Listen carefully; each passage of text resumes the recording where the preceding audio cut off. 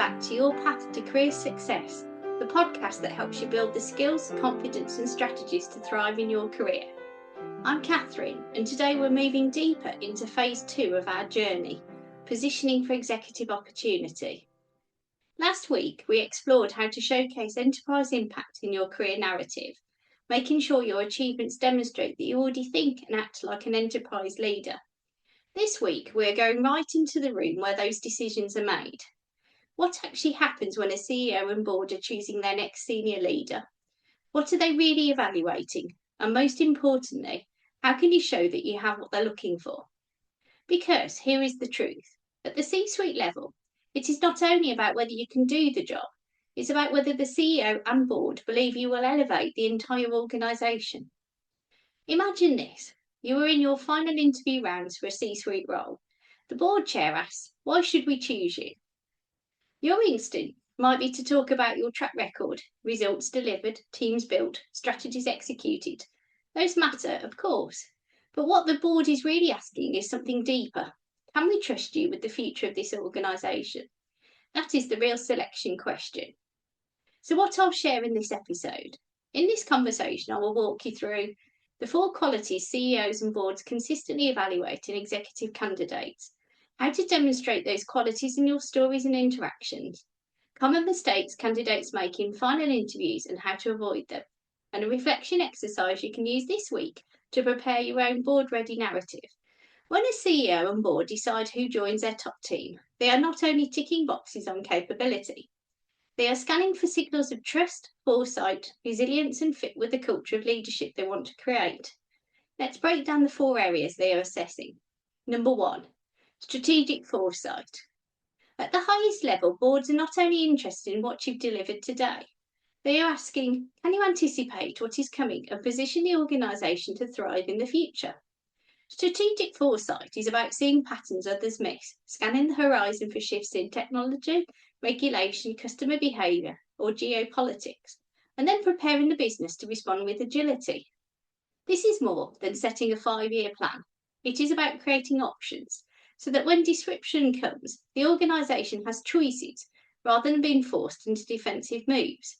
Boards will often ask themselves, will this leader help us shape the market, or they leave us vulnerable to it? In your conversations, highlight the future your decisions made possible. For example, did you invest in a digital platform that created new business models? Did you diversify revenue streams to protect against market swings? Or did you put in place a scalable process or system that unlocked long-term growth?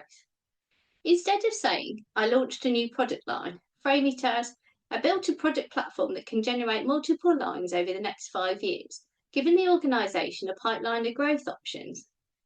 So here's a reflection prompt for you.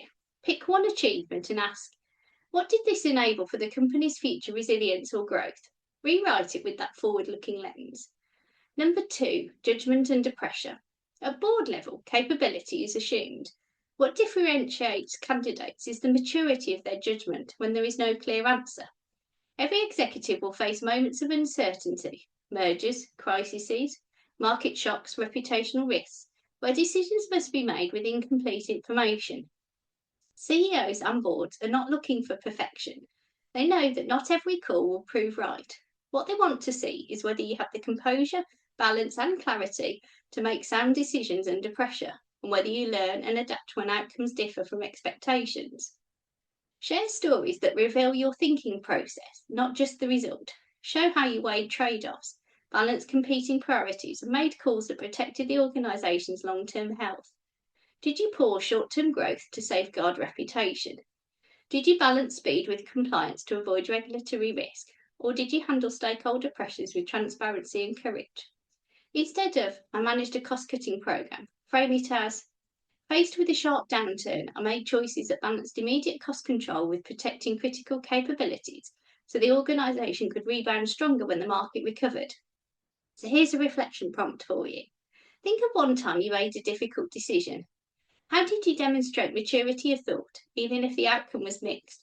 Practice telling that story. Number 3, leadership multiplication. Boards have no interest in hero leaders who do everything themselves.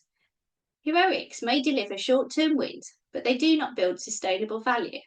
What boards truly prize are multipliers, leaders who create conditions where teams, systems and culture continue to generate impact beyond the individual. Multipliers attract talent, build leadership pipelines, embed processes, and instill confidence across the enterprise. When you leave a role, the organisation should be stronger, not dependent on you. Boards will often ask, does this person lift the enterprise, or do they simply lift themselves? Shape your stories around how you enabled others. Did you develop a cohort of leaders who are now thriving across the business? Did you implement practices that raise standards across multiple functions? Or did you build a culture of accountability or innovation that scaled beyond your team?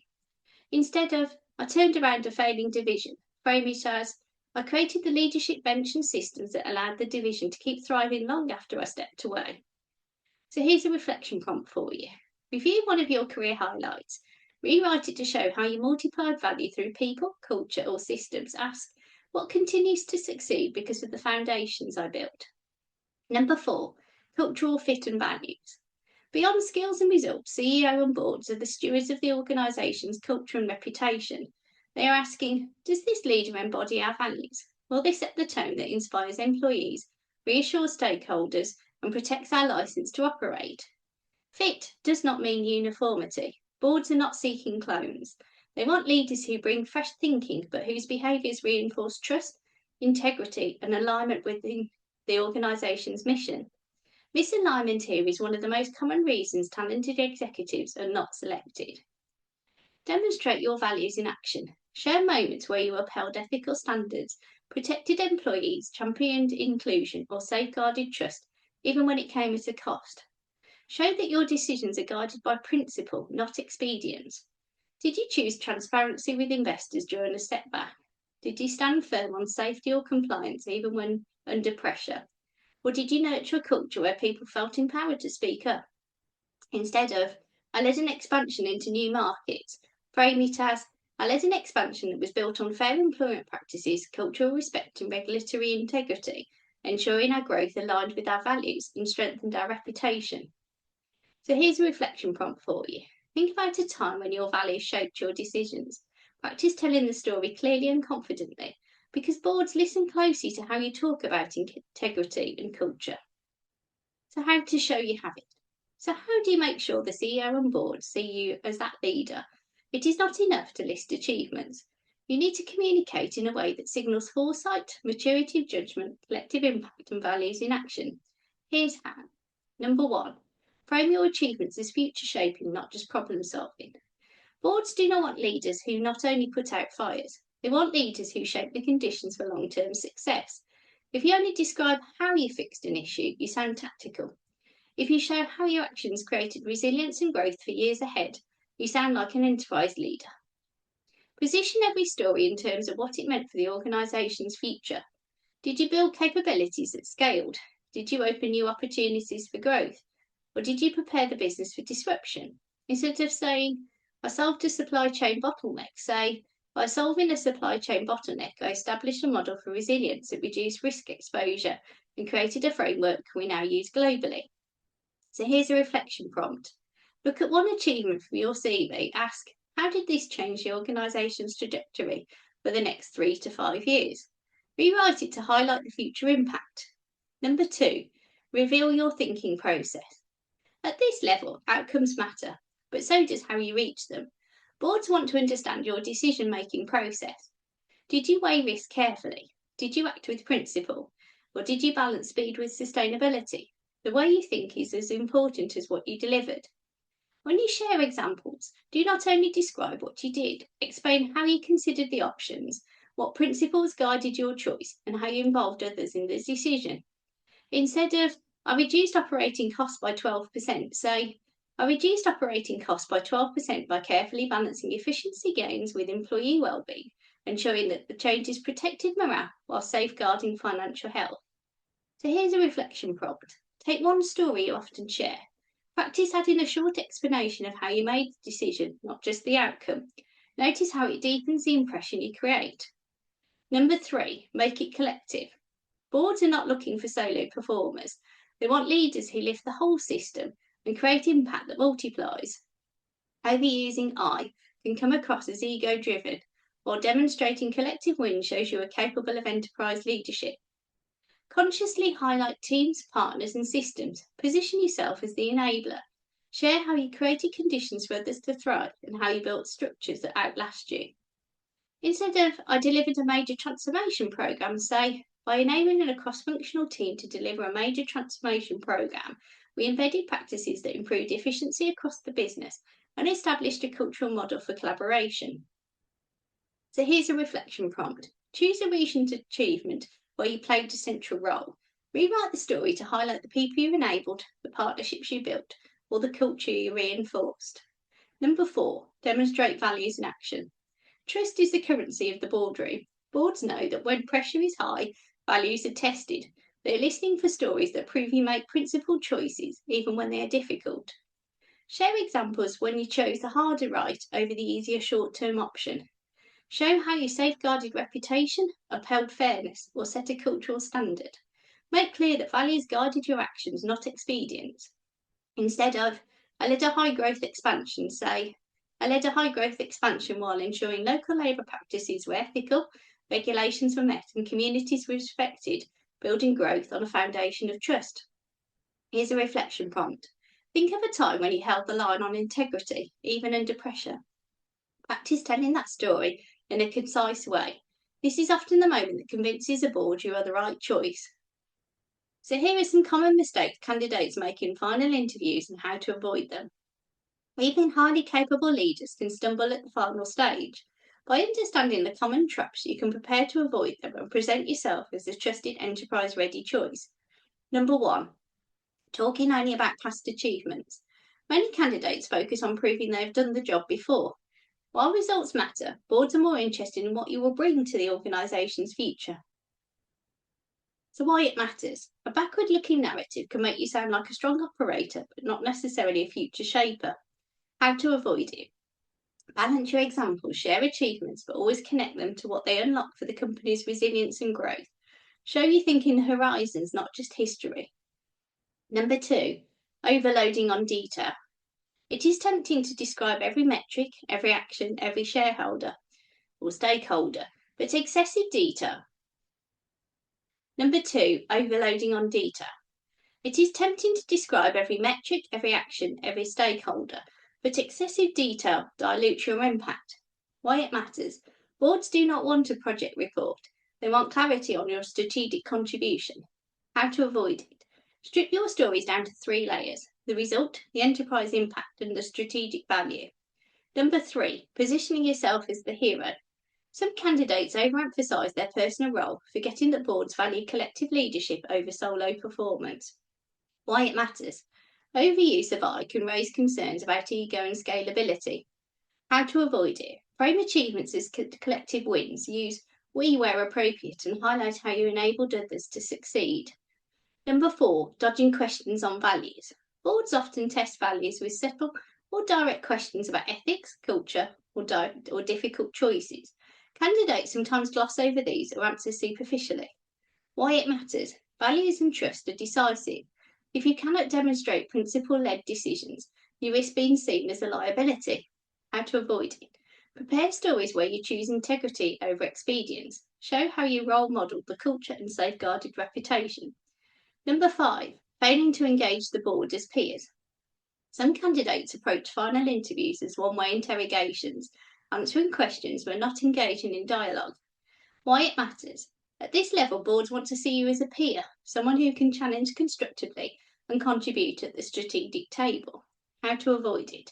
Ask thoughtful questions, share perspective, and treat the conversation as a discussion about the organisation's future.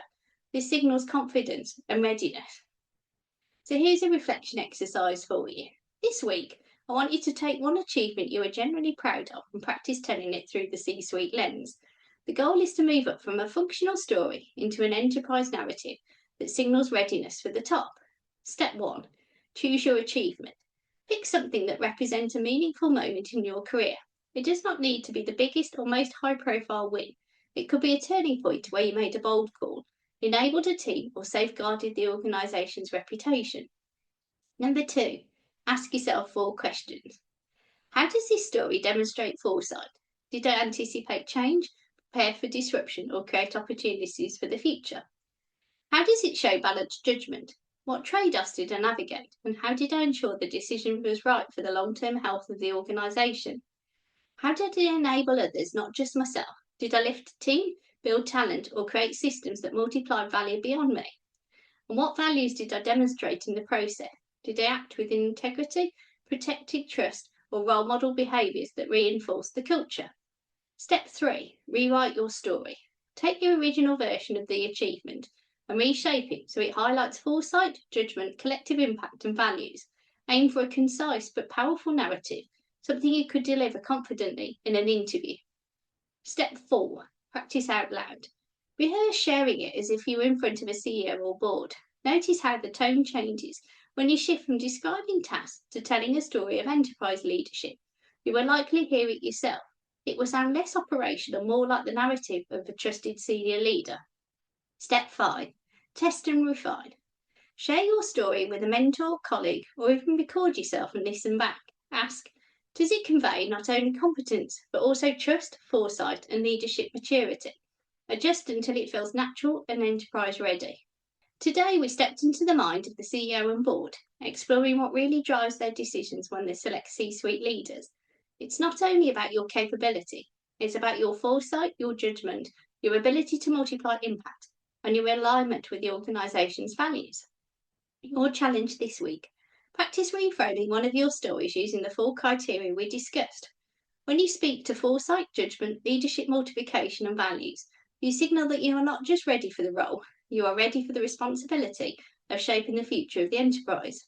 Looking ahead, next week we continue phase 2 with a focus on executive presence in action, how to embody gravitas and credibility in every interaction so that people instinctively see you as a leader of leaders.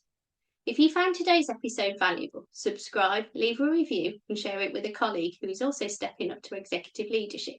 You can also connect with me on LinkedIn, just search Catherine Hall, the Career Owl.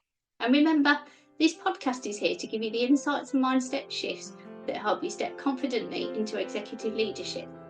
Thanks for tuning into your path to career success. Keep leading, keep learning, and keep showing up as the leader the future needs.